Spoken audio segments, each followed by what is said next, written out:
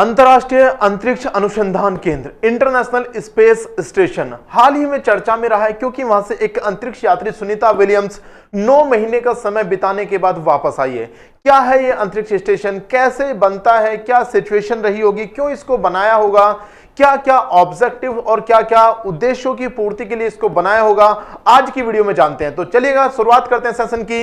नमस्कार प्यारे साथियों, मैं हूं शांतनु विदोड़ी और स्वागत है आप सभी का कैरियर विल राजस्थान के इस प्लेटफॉर्म पर। तो चलिएगा बात करते हैं आज एक ऐसे विषय के बारे में जो हाल ही में बहुत ज्यादा चर्चा में रहा है। चर्चा में रहने का सबसे बड़ा कारण है हाल ही में वहां से वापस आई अंतरिक्ष यात्री सुनीता विलियम्स, जो कि सिर्फ 8 दिन के सफर पर गई थी। कहां गई थी?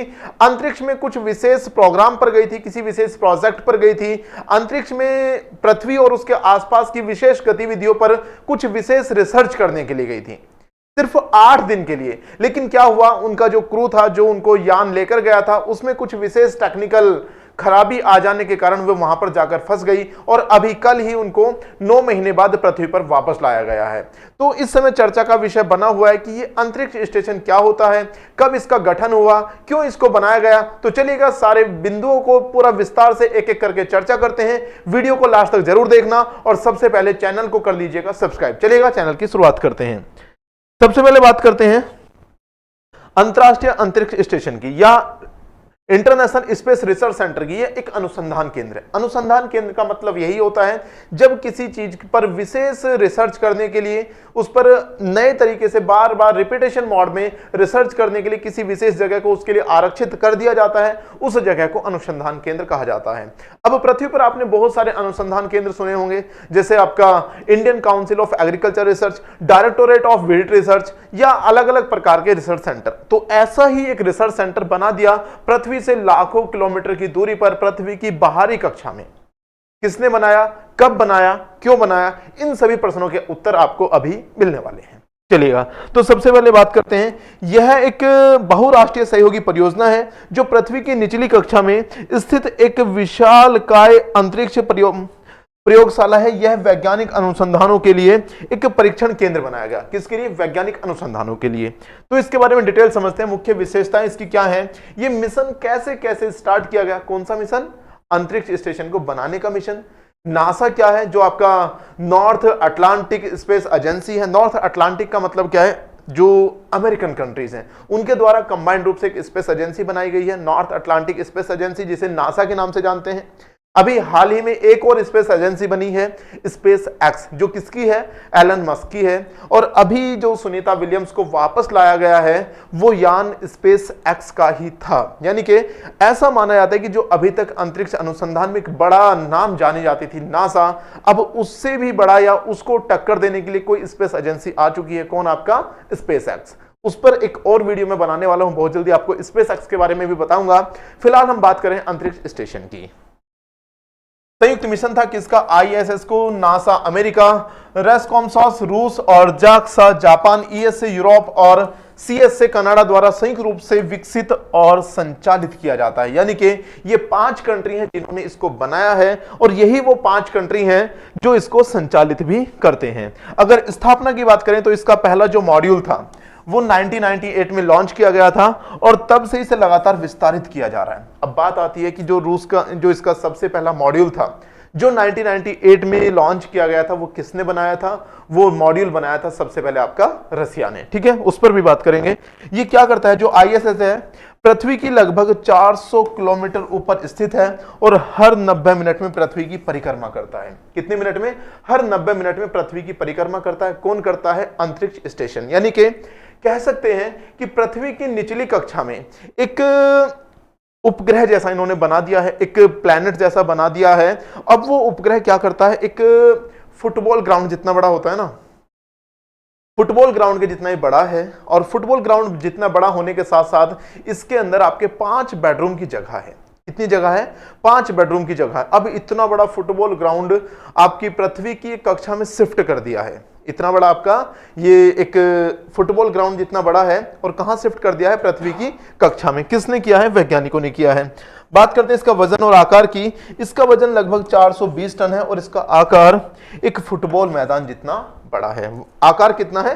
420 टन है। आगे बात करते हैं इस परियोजना की शुरुआत कैसे हुई और क्या इसका इतिहास रहा है। तो 1984 में अमेरिका के राष्ट्रपति हुआ करते थे उस टाइम। कौन? आपके रोनाल्ड रीगन, अमेरिका के राष्ट्रपति थे रोनाल्ड रीगन। इनकी एक बहुराष्ट्रीय अंतरिक्ष स्टेशन के विकास की एक परियोजना आती है। इनके माइंड में विचार आता है कि अभी हम लोग क्या कर रहे हैं, अभी हम पृथ्वी पर विभिन्न प्रकार की चीजों से ग्रसित हैं। कई बार रेडिएशन हो जाता है, कई बार आपका ग्रीन हाउस इफेक्ट पड़ जाते हैं, कई बार और बहुत सारी चीजें हो जाती हैं। उन चीजों को कैसे रिसोर्स किया जाए, उनको कैसे ट्रीट किया जाए, उनका उपचार कैसे किया जाए, उनका समाधान कैसे किया जाए, उन चीजों का समाधान निकालने की कोशिश में एक प्रोग्राम आता है कि हम अंतरिक्ष में जाकर रिसर्च करते हैं। रेडिएशन को कैसे कंट्रोल किया जाएगा, ग्रीन हाउस सिस्टम्स को कैसे कंट्रोल किया जाएया, उन सभी चीजों पर रिसर्च की जाती है। रिसर्च करने के लिए बनाया जाता है रिसर्च प्रोजेक्ट। कहां पर? अंतरिक्ष में। ठीक है। उसके बाद 1993 में अमेरिका और रूस ने आईएसएस के संयुक्त निर्माण पर सहमति व्यक्त की। यानी कि जो दो बड़ी महाशक्ति हैं, कौन? आपका रूस और अमेरिका, दोनों ने हाथ मिलाया, हैंडशेक किया। किसके लिए? आईएसएस यानी कि इंटरनेशनल स्पेस स्टेशन के लिए। ठीक है। उसके बाद 1998 आईएसएस का पहला मॉड्यूल जारिया, क्या था ये आपका? जारिया था, रूस द्वारा 20 नवंबर को लॉन्च किया गया। 20 नवंबर 1998 यानी कि 20 नवंबर 1998। 20 नवंबर 1998 को आईएसएस का एक मॉड्यूल लॉन्च किया गया जिसका नाम था आपका जारिया। ठीक है। 2000 में पहला मानवयुक्त मिशन, अभी तक जो ये बनाया गया था, जो जारिया मॉडल था, वो मानव रहित था। उसमें सिर्फ कैमराज और कुछ विशेष मशीनरी को फिट करके ऊपर भेजा गया था। क्या? उसमें सिर्फ कैमराज और कुछ मशीनरी को शिफ्ट करके ही उसको ऊपर भेजा गया था। अगर क्वेश्चन आता है, बात आती है कि मानव रहित यान जो पहली बार अंतरिक्ष में भेजा गया था वो कब था? आपका पहला मानवयुक्त मिशन था एक्सपीडिशन 1, 2 नवंबर को पहुंचा। 2 नवंबर 2000। कब? आपका 2 नवंबर 2000 को पहला मानव युक्त अंतरिक्ष मिशन पहुंचता है। तब से यह लगातार सक्रिय है। कब से सक्रिय है? 2 नवंबर 2000 से मानव युक्त पहली बार गया था। अभी लेटेस्ट में आपकी सुनीता विलियम्स गई, उनकी स्टोरी पर भी हम आएंगे, लास्ट में आएंगे। ठीक है। 2011 में अंतिम प्रमुख मॉड्यूल लियोनार्डो स्थापित किया गया था। कब? आपका 2011 में। अभी जो मॉडल आपका चल रहा है वो आपका लियोनार्डो नहीं है। ठीक है। उसके बाद बात करते हैं 2021 में रूस ने नया विज्ञान मॉड्यूल नाउका जोड़ा। एक और नया मॉड्यूल इसका बना दिया। इसके मॉड्यूल जो है लगातार चेंज हो रहे हैं, लगातार अपडेट हो रहे हैं। अभी तक इसके जो 5-6 मॉडल आए हैं वो सारे हम बात करने वाले हैं आज की इस वीडियो में। 2023 में भारत ने भी आईएस के अनुसंधान परियोजना में भाग लेने की योजना बनाई। यानी कि भारत अभी तक आपके इस आईएसएस प्रोग्राम यानी कि इंटरनेशनल स्पेस जो आपका स्टेशन है इसके प्रोग्राम से नहीं जुड़ा था। भारत ने इसकी योजना बनाई थी। कब? आपका 2023 में। ठीक है। जो आईएसएस यानी कि इंटरनेशनल स्पेस स्टेशन है, इसकी संरचना और मुख्य भाग की बात करते हैं। कुल भार लगभग 420 टन है। इसका लंबाई 109 मीटर है। कुल भार कितना है? 420 टन है। लंबाई कितनी है? लगभग 9 मीटर, 109 मीटर है। परिक्रमा ऊंचाई जो इसका पथ है वो लगभग 400 किलोमीटर का है। ठीक है। गति की अगर बात करें तो 28,000 किलोमीटर प्रति घंटा की रफ्तार से ये गति करता है और हर 90 मिनट में पृथ्वी की परिक्रमा करता है। अब देखिएगा, 90 मिनट में पृथ्वी की परिक्रमा कर लेता है यानी कि 1.5 घंटे में, और हमारे यहाँ एक दिन में 24 घंटे होते हैं। तो देखिएगा 24 घंटे में कितनी बार पृथ्वी की तरफ घूम जाएगा। यानी कि अगर बात करें एक दिन के अंदर ये 16 बार पृथ्वी की परिक्रमा कर लेता है। कितनी बार? एक दिन में 16 बार। तो ये चीज आप नोट कीजिएगा, समझिएगा। अंतरिक्ष स्टेशन पर जहां से अभी हाल ही में सुनीता विलियम्स आई हैं, दिन में 16 बार सूर्यास्त और 16 बार सूर्योदय होता है। दिन में 16 बार सूर्यास्त और 16 बार सूर्योदय होता है। कहां पर? अंतरिक्ष स्टेशन में। क्यों? क्योंकि उसकी स्पीड बहुत ज्यादा है। पृथ्वी की कक्षा में है और 28,000 किलोमीटर प्रति घंटा की स्पीड से चल रहा है। 90 मिनट में एक परिक्रमा पूरी करता है, तो 24 घंटे में 16 परिक्रमा पूरी करता है। ठीक है। इसके बाद आगे देखते हैं जो इंपॉर्टेंट मॉड्यूल अभी तक इसके लॉन्च किए गए हैं। सबसे पहले आपका जो सबसे प्राचीनतम मॉडल था वो आपका कौन सा था? जारिया था, डाउन ऑफ द आईएसएस। ठीक है। उसके बाद दूसरा जो यूनाइटी मॉडल था ये अमेरिका का था। पहला कनेक्शन मॉड्यूल था। ये विदाउट कनेक्शन सिर्फ एनर्जी पर ही था। ये कनेक्शन मॉड्यूल था, इसमें एनर्जी प्रोडक्शन के लिए पहली बार आपका सोलर पैनल का यूज करने की कोशिश की गई थी कि ये सौर ऊर्जा से एनर्जी ले। उसके बाद आता है आपका डेस्टिनी, ये भी अमेरिका की एक साइंस प्रयोगशाला के ऊपर डिपेंड था। उसके बाद कोलंबस, ये आता है कहां का था बेटा, ये आपका यूरोपियन था, एक यूरोपियन लैब थी। उसके बाद आता है कीबो, कीबो कहां का था, जापानी था। ये आपका जैव विज्ञान अनुसंधान केंद्र था। The most recent module install on the station is Prichal docking module added in November 26 on 2021, यानी कि जो आपका प्रिसल डॉकिंग मॉडल था ये आपका नवंबर 2021 में इसको यहां पर इंस्टॉल किया गया था। ये इमेज आप देख सकते हैं जहां पर आपके ये ISS यानी कि इंटरनेशनल स्पेस स्टेशन को यहां पर ये इंस्टॉल किया हुआ है पृथ्वी की निचली कक्षा में। चलिएगा आगे बात करते हैं, कौन कौन से देश इसमें शामिल हैं, क्या आपके कौन कौन से देश इसमें शामिल हैं। तो अंतरराष्ट्रीय अंतरिक्ष स्टेशन में 5 अंतरिक्ष एजेंसियों द्वारा संचालित किया जाता है, पहले भी आपको बताया था। अमेरिका, रूस, यूरोप, जापान और कनाडा, ठीक है। इसके अलावा भारत भी है। भारत की जो स्पेस एजेंसी है कौन सी, आपका इसरो, क्या है, Indian Space Research Organisation, ISRO, ISRO, ISRO एक भारत की जो एजेंसी है जो स्पेस में या अंतरिक्ष में रिसर्च के लिए काम करती है। और ये इसकी सबसे बड़ी जो पारंगतता है वो है रॉकेट लॉन्चिंग में। एक साथ 104 और उससे ज्यादा, अभी शायद इन्होंने और बड़ा कीर्तिमान किया है, एक साथ इतने ही उपग्रह को अंतरिक्ष में इन्होंने प्रक्षेपित किया है। तो इंडिया वाले भी अच्छा खासा काम कर रहे हैं, ऐसा बात नहीं है कि मतलब सिर्फ ये नासा, स्पेसएक्स या अमेरिका, रूस ही अंतरिक्ष के लिए काम कर रहे हैं। रूस भी अपने जो उपग्रह हैं उनको अंतरिक्ष में या स्पेस में उनको शिफ्ट करवाने के लिए इंडियन रॉकेट का यूज करता है। और वो कॉन्फिडेंस के साथ काम करता है, किसके साथ, इसरो के साथ, यानी कि वो भी बिलीव करता है कि हाँ इसरो काफी अच्छे से चीजों को वहां पर शिफ्ट कर सकती है, ठीक है। चलिएगा आगे बात करते हैं इसके प्रमुख उद्देश्य और वैज्ञानिक अनुसंधान। जो इसके उद्देश्य क्या था, किसी भी परियोजना को करने का, किसी भी काम को करने का और किसी भी चीजों पर कोई नई चीज करने का, इनोवेशन करने का एक उद्देश्य होता है, ऑब्जेक्टिव होता है, एम्स होता है। इस इतने बड़े प्रोजेक्ट, जो विश्व का उस समय का सबसे बड़ा प्रोजेक्ट था जिस पर दुनिया सोच भी नहीं पा रही थी कि ऐसा भी कोई प्रोजेक्ट हो सकता है, उस प्रोजेक्ट को भी अगर बनाया गया रूस के द्वारा, अमेरिका के द्वारा, जापान के द्वारा, इंग्लैंड के द्वारा या कनाडा के द्वारा। वो प्रोजेक्ट के एम्स एंड ऑब्जेक्टिव क्या थे, तो उन पर बात करते हैं। माइक्रोग्रेविटी में अनुसंधान, भारहीनता में जैविक और भौतिक विज्ञान के प्रयोग। माइक्रोग्रेविटी, सूक्ष्म ग्रेविटी या गुरुत्वाकर्षण। ग्रेविटी क्या होती है, पृथ्वी किसी भी चीज को अपनी तरफ खींचती है, पृथ्वी किसी भी चीज को अपनी तरफ खींचती है, ये खींचने की जो पावर है इसको ग्रेविटी कहते हैं। अगर पृथ्वी किसी भी चीज को अपनी तरफ खींचना बंद कर दे तो वो कंडीशन क्या कहलाएगी, वो कंडीशन कहलाएगी भारहीनता। या आप मुक्त रूप से इस कदर नीचे की तरफ गिर रहे हो जो आप पृथ्वी की जो ग्रेविटेशन पावर है उससे भी ज्यादा स्पीड से पृथ्वी की तरफ आ रहे हो, उस सिचुएशन को भी आपका भारहीनता कहते हैं। अंतरिक्ष में आपने सुना होगा चांद पर जाने से आपका वजन में लगभग 6 गुना की कमी आ जाती है, ठीक है ना। क्यों आ जाती है, क्योंकि चांद की जो ग्रेविटेशनल पावर है वो पृथ्वी की ग्रेविटेशनल पावर से कम है।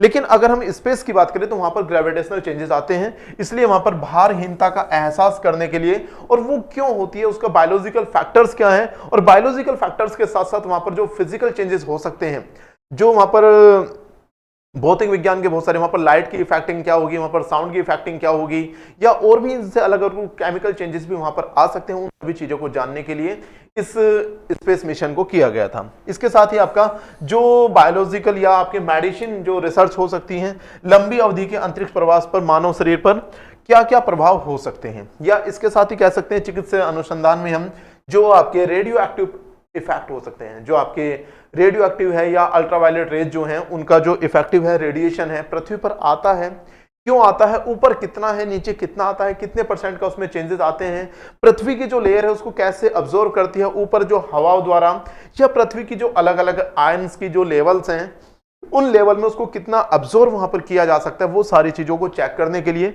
और मानव शरीर पर जो आपका स्पेस है वहां पर जाकर क्या क्या चेंजेस आपकी बॉडी में आते हैं उन सभी चीजों को समझने के लिए इसको लॉन्च किया गया। उसके बाद आपका जो खगोल शास्त्र की बात करते हैं या कॉस्मोलॉजी ब्रह्मांड विज्ञान की बात करते हैं तो ब्लैक होल की थ्योरी क्या है, डार्क मैटर क्या है, और ब्रह्मांडीय विकिरण। आपने सबने एक चीज सुनी होगी, आपका black hole. Black hole, black hole के साथ ही आपने सुना होगी बिग बैंग थ्योरी।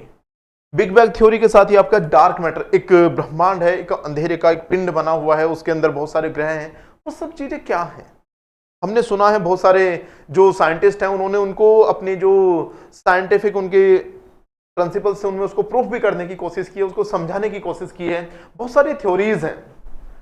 उन थ्योरीज की बारीकी समझने के लिए, उनकी ऑथेंटिसिटी को चेक करने के लिए, और वास्तव में ऐसा कुछ है तो उसके आगे का सीन क्या हो सकता है, उन चीजों को समझने के लिए इंटरनेशनल स्पेस स्टेशन को बनाया गया। इसके अलग पृथ्वी और पर्यावरण अध्ययन, यानी कि आपके जो ग्लोबल चेंजेस हैं, क्लाइमेटिकल चेंजेस हैं, जो आपके ग्रीन हाउस इफेक्ट लगातार बढ़ता जा रहा है पृथ्वी पर, जो पॉल्यूशन लेवल या अदर इन्फ्लुएंसिंग कंडीशंस की वजह से जो पृथ्वी पर जो बायोलॉजिकल चेंजेस या क्लाइमेटिकल चेंजेस जो आ रहे हैं, उन सभी चीजों को चेक करने के लिए, जलवायु परिवर्तन और वायुमंडलीय अध्ययन के लिए, दीर्घकालिक अंतरिक्ष यात्रा और उस समय जो चांद्र अभियान या और जो अलग अलग अभियान चल रहे थे, उन सभी चीजों को कॉन्जुगेट करने के लिए, एक साथ जोड़ने के लिए इस मिशन की जरूरत पड़ी और यह मिशन किया गया। आगे बात करते हैं आईएसएस या इंटरनेशनल स्पेस स्टेशन से जुड़े कुछ और इंपॉर्टेंट फैक्ट भी हो सकते हैं क्या। पूरी स्टोरी मैंने आपको बता दी, कब इसका गठन किया गया, क्यों इसका गठन किया गया, किन किन देशों ने इसमें भाग लिया। सबसे पहले इसका ख्याल जो अमेरिकी राष्ट्रपति के मन में आया, क्यों आया, किन ने बनाया, तो अमेरिका और रूस ने बनाया, ठीक है ना। और अब इस पर अंतरिक्ष यात्री जाते हैं, क्या अब इस पर अंतरिक्ष यात्री जाते हैं, किस चीज के लिए, अंतरिक्ष में काम करने के लिए, ठीक है। आईएसएस या इंटरनेशनल स्पेस स्टेशन 90 मिनट में पृथ्वी की एक पूरी परिक्रमा कर देता है। अंतरिक्ष यात्री हर दिन 16 बार सूर्योदय और 16 बार सूर्यास्त देखते हैं। क्यों देखते हैं, क्योंकि 24 घंटे जो पृथ्वी है, पृथ्वी 24 घंटे में सूर्य की एक परिक्रमा करती है। बट जो आपका आईएसएस है, जो आपका इंटरनेशनल स्पेस स्टेशन है, ये बहुत ज्यादा स्पीड से घूमता है और 24 घंटे में 16 बार परिक्रमा कर देता है। तो 16 बार ही सूर्य अस्त होगा, 16 बार ही सूर्य उदय होगा, यानी कि हर 1.5 घंटे में वहां पर सूर्य उदय हो जाता है। यह अब तक का सबसे महंगा वैज्ञानिक प्रोजेक्ट है, लगभग $150 बिलियन। देखिएगा, ये पूरी मानवता के हित के लिए, पूरी मानव जाति के कल्याण के लिए एक वैश्विक परियोजना है। ये किसी एक व्यक्ति का या किसी एक देश के स्वार्थ की पूर्ति के लिए नहीं है, पूरी मानव जाति, पूरी मानवता के कल्याण की बात है। और इसीलिए इस पर अब तक का सबसे बड़ा, बहुत सारे आपके जो वैज्ञानिक प्रोजेक्ट होते हैं, बहुत सारे आपके जंगी जहाज बनाने के लिए, आपके वेपन्स बनाने के लिए, इवन जो आपके एटॉमिक वेपन है, परमाणु हथियार है, उनको बनाने के लिए भी प्रोजेक्ट किए जाते हैं। बट वो प्रोजेक्ट हम ये नहीं कह सकते कि वो मानवता के लिए एक मिसाल है या मानव जाति की रक्षा के लिए। बट जो ये आईएसएस वाला प्रोजेक्ट है, जो ये इंटरनेशनल स्पेस स्टेशन वाला प्रोजेक्ट है, ये प्रोजेक्ट डेफिनेटली मानव जाति की रक्षा के लिए है और मानवता के कल्याण के लिए है। और इस पर अब तक का सबसे ज्यादा बजट इस पर लगाया गया है और ये अब तक का सबसे महंगा वैज्ञानिक प्रोजेक्ट है। आईएसएस को मुख्य रूप से सौर ऊर्जा से संचालित किया जाता है। अब देखिएगा, वहां पर बिजली फिटिंग तो हो नहीं सकती है, तो सिंपल सी बात है, वहां पर क्या चीज लगेगी, वहां पर आपकी सोलर एनर्जी को यूटिलाइज किया जाएगा, यानी कि सोलर पैनल उसमें लगाए जाते हैं, ठीक है। आईएसएस ये 6 महीने तक लगातार अंतरिक्ष यात्री रह सकते हैं। देखिएगा, कोई भी व्यक्ति वहां पर कितने दिन लगातार रह सकता है, 6 महीने। यहां पर लिखा हुआ है, यहाँ 6 महीने तक लगातार अंतरिक्ष यात्री रह सकते हैं और काम कर सकते हैं। बट अभी एक एक्सेप्शन आपके सामने आया है, सुनीता विलियम्स लगभग 9 महीने वहां पर रह गए। ये कितने महीने, लगभग 9 महीने, यानी कि जिस लिमिटेशन के साथ इस स्पेस स्टेशन को बनाया गया है उससे भी कहीं ज्यादा, उससे भी लगभग 1.5 गुना, यानी कि 6 महीने का आधा होता है 3, तो लगभग 9 महीने वहां पर रह के आई है। तो यानी कि मानवता के लिए उस महिला ने अपने आप को एक चैलेंज में झोंक दिया था, एक मौत के मुंह में। और मौत भी कहां, पृथ्वी पर नहीं, पता नहीं कहां। ऐसा भी हो सकता था कि अगर कुछ अनहोनी हो गई होती तो बॉडी तो वापस आनी नहीं थी। इतना पता होने के बावजूद भी अगर पूरी मानवता की रक्षा के लिए कोई व्यक्ति अपने प्राणों को, अपनी दीन दुनिया को, सब कुछ झोंक देता है, सैल्यूट तो बनता है ना उसके लिए। तो सच में सुनीता विलियम्स सम्मान की हकदार है, ठीक है। भारतीय मूल की सुनीता विलियम्स और कल्पना चावला भी आईएसएस मिशन से जुड़ी रही हैं और सुनीता विलियम्स तो अभी लेटेस्ट है। कल्पना चावला का नाम आपने काफी सुना होगा, भारत में अंतरिक्ष मिशन पर जाने वाली पहली महिला थी और जैसे ही वापस आ रही थी, पृथ्वी की कक्षा में घुसने से पहले ही इनका जो प्लान था, जो यान था, वो क्रैश हो गया था, जिसकी वजह से इनकी दर्दनाक मृत्यु पृथ्वी पर आने से पूर्व हो गई थी, ठीक है। चलिएगा, आईएसएस पर अब तक 20 से अधिक देशों के 250 प्लस वैज्ञानिक और अंतरिक्ष यात्री जा चुके हैं। 2021 में रूस ने पहली बार आईएसएस पर एक फिल्म द चैलेंज को शूट किया था। ये देखिएगा, रूस कितना आगे निकल चुका है इस चीज, कितना आगे निकल चुका है कि रूस ने पहली बार ISS यानी कि इंटरनेशनल स्पेस स्टेशन पर फिल्म भी शूट कर दी है। ठीक है, चलिएगा अब आगे बात करते हैं, हाल ही में चर्चा में क्यों है ये अंतरिक्ष स्टेशन। आप सभी को पता है चर्चा में क्यों है, क्योंकि अभी सुनीता विलियम्स एक अंतरिक्ष यात्री थी जो वहां पर फंस गई थी। कब फंसी थी, कैसे फंसी थी, उस चीज पर भी थोड़ा सा चर्चा कर लेते हैं। चलिएगा देखिएगा, सुनीता विलियम्स और बुच विल्मोर ने 5 जून 2024 को परीक्षण यान स्टार लाइनर से अंतर्राष्ट्रीय स्पेस स्टेशन ISS के लिए उड़ान भरी थी। वहां 8 दिन गुजारने के बाद उनकी वापसी थी, मगर यान में तकनीकी खामी के कारण यह अटक गई थी। ठीक है, स्पेस में कैसे फंसी थी सुनीता विलियम्स आपको बताता हूं विस्तार से। देखिएगा, एक यान होता है, उस यान से इनको भेजा जाता है कहां पर, स्पेस स्टेशन। अब वहां पर जाने के बाद उसमें टेक्निकल प्रॉब्लम्स आनी स्टार्ट हो जाती हैं। टेक्निकल प्रॉब्लम को रिजोल्व कर लिया जाता है, बट ये कॉन्फिडेंस नहीं आता है कि क्या ये यान, ये रॉकेट या ये जो भी स्पेस जेट है वो जेट उनको लेकर वापस आ जाएगा क्या। क्यों, ऐसा क्या है। जाना तो मुश्किल है भाई, ऊंची चढ़ाई, आपको दूर तक जाना है, आप सीधे पृथ्वी के ग्रेविटेशन में आ रहे हैं तो इजी होना चाहिए। नहीं, इजी नहीं होता है। क्यों नहीं होता, क्योंकि पृथ्वी के चारों तरफ एक आयन प्लेट है।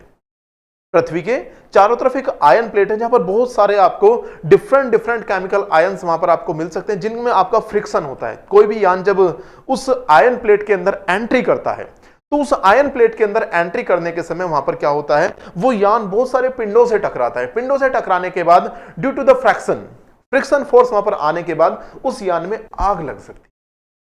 अब जब उस यान में वहां पर आग लग सकती है तो एक एंगल सेट किया जाता है। उस एंगल के डिस्टर्ब होने की वजह से वहां पर उस प्लेट को पार करना सबसे ज्यादा मुश्किल और सबसे ज्यादा चैलेंजिंग होता है। कल्पना चावला की अगर मैं बात करूं तो कल्पना चावला का जो जेट था वो उस प्लेट को पार करने के बाद जलता हुआ ही आकर के क्रैश हो गया था। तो सबसे बड़ा चैलेंज ये था कि अगर उस खराब स्पेसशिप से, जो स्पेस जेट था जिसके अंदर टेक्निकल प्रॉब्लम्स आ चुकी थी, अगर उसी जेट से सुनीता विलियम्स और बुच विल्मोर को वापस लाया जाएगा तो क्या ये सकुशल वापस आ सकते हैं। ये कॉन्फिडेंस नहीं बन पा रहा था। अब जब ये कॉन्फिडेंस नहीं बन पा रहा था तो फिर दूसरा स्पेस जेट इनके लिए तैयार किया गया। ISS में मौजूद क्रू 9 की जगह दी गई किसको, क्रू 10 को। एक और क्रू वहां पर भेजा गया। क्या, एक और क्रू वहां पर भेजा गया, एक और जेट भेजा गया। नासा का नहीं था इस बार। जो ये लोग यात्रा पर गए थे, सुनीता विलियम्स और बुच विल्मोर जब यात्रा पर गए थे अंतरिक्ष की, तो उस समय इनको भेजा गया था नासा के एक स्पेस जेट से। किससे, नासा के एक स्पेस जेट से। बट जब इनको वापस बुलाया गया, जो क्रू 10 इनको बुलाने के लिए भेजा गया, इसमें जो साइंटिस्ट मौजूद थे, NC मैकलिन थी, नासा की एक एस्ट्रोनॉट है और अमेरिकी आर्मी में कर्नल है। एक टाकुया ओनेसी थी जो जाक्सा एस्ट्रोनॉट और जापानी फ्लाइट इंजीनियर है। ठीक है, एक व्यक्ति थे किरिल बॉस्कोव जो रूस के एक एस्ट्रोनॉट इंजीनियर हैं। एक महिला थी निकोल एयर्स, नासा की एस्ट्रोनॉट इंजीनियर थी। बट ये सारी टीम नासा की थी। बट जो स्पेस जेट था वो था स्पेस एक्स, एक कंपनी अभी लेटेस्ट बनी है। किसने बनाई है, एलन मस्क ने। स्पेस जो एक्स कंपनी है, इसने एक बहुत बड़ा काम किया है मानव जाति की रक्षा के लिए, सुनीता विलियम्स को अंतरिक्ष से वापसी करा करके। ठीक है, जिस टीम में सुनीता विलियम्स और बुच विल्मोर गए थे उस टीम में कौन कौन लोग थे, निक हैग थे, नासा के एस्ट्रोनॉट थे और अमेरिकी आर्मी के कर्नल हैं ये भी। अलेक्सांद्र गोर्बुनोव थे, ये भी रूस के इंजीनियर हैं। ठीक है, सुनीता विलियम्स थी नासा की एस्ट्रोनॉट और अमेरिकी नेवी में रिटायर्ड ऑफिसर हैं। ठीक है, उसके साथ थे बुच विल्मोर जो अमेरिकी नेवी में टेस्ट पायलट हैं। यानी कि ये तो एस्ट्रोनॉट हैं, एक एक्सपर्ट एस्ट्रोनॉट हैं, बट बुच विल्मोर जो थे वो नेवी में टेस्ट पायलट थे। ठीक है, अब कैसे चीजें आगे हुई थी, नासा की भारतीय मूल की अंतरिक्ष यात्री सुनीता विलियम्स और उनके साथियों को अंतरराष्ट्रीय अंतरिक्ष स्टेशन ISS से पृथ्वी पर वापस लाने के लिए एलन मस्क की कंपनी स्पेस एक्स के ड्रैगन कैप्सूल यान का, इस स्पेस जेट का नाम क्या है, ड्रैगन कैप्सूल ने महत्वपूर्ण भूमिका निभाई है। क्रू ड्रैगन कैप्सूल बुधवार को भारतीय समय अनुसार तड़के 3:27 पर फ्लोरिडा के तट के पास समुद्र में 4 अंतरिक्ष यात्री को लेकर उतरा। ये डेट आप याद रखिएगा। क्या, ये डेट आप याद रखिएगा। कौन सी थी बेटा, ये डेट थी आपकी 18 मार्च 2025। ठीक है, इसको वहां से वापस आने में कितना समय लगा बेटा? 17 घंटे। आईएसएस से पृथ्वी तक की यात्रा में लगे 17 घंटे, लगभग 17 घंटे। और ये वही 17 घंटे थे जब पूरे विश्व ने टकटकी लगाकर देखा था इस ड्रैगन कैप्सूल को कि कैसे ये ड्रैगन कैप्सूल उस आयोनाइजेशन की प्लेट को पार करेगा।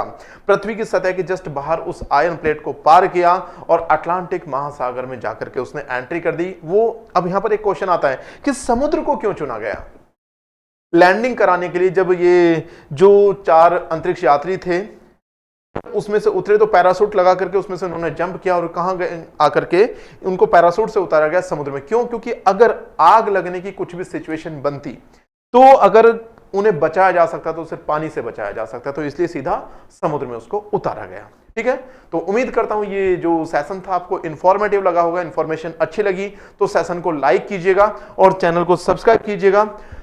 यहां तक मेरे साथ जुड़े रहने के लिए धन्यवाद बहुत बहुत आपका। और सेशन को शेयर कीजिएगा, लाइक कीजिएगा, चैनल को कीजिएगा सब्सक्राइब और जुड़े रहिएगा कैरियर विल राजस्थान के साथ। मैं हूं शांतनु विदोड़ी। नमस्कार, जय हिंद, वंदे मातरम, जय हिंद।